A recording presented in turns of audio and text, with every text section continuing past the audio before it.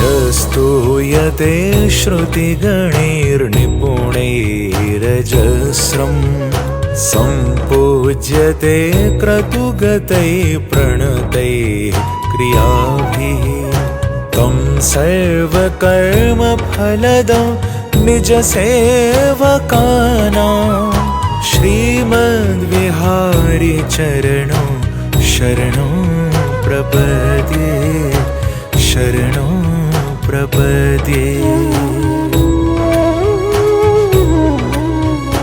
यं मानसे सुमतयो यतयो निधाय सद्यो जहुः सहृदया हृदयान्धकारम् तं चन्द्रमण्डलनखावलि दीप्यमानो श्रीमद्विहारी चरणं शरणं प्रपद्ये शरणं प्रपद्ये।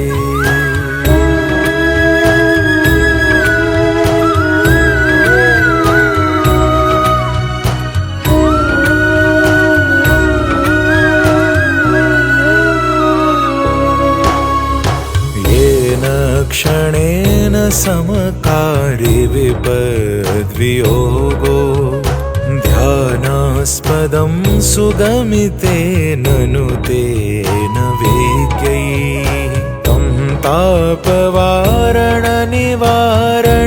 साङ्कुशाङ्कं श्रीमद्विहारी चरणं शरणं प्रपद्ये शरणं प्रपद्ये। यस्मै विधाय विधिना विधिनारदात्याः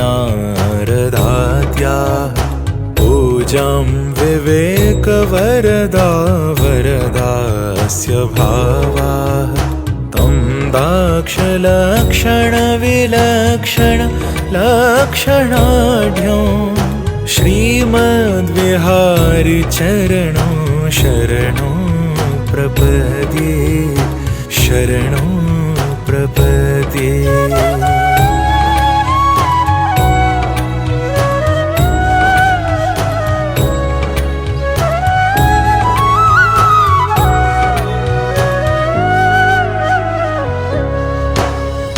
यस्मात् सुखैकसदनान्मदनारिमुख्याः सिद्धिं समीयुरतुलां सकलाङ्गशोभां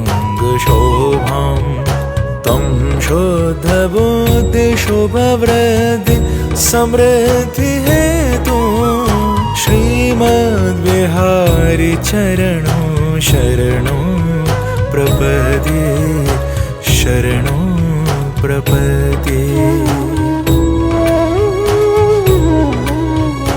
यस्य प्रपन्नवरदस्य प्रसादतः स्यात् तापत्रयापहरणं शरणं गतानां तं नीलनीरजनिभजनि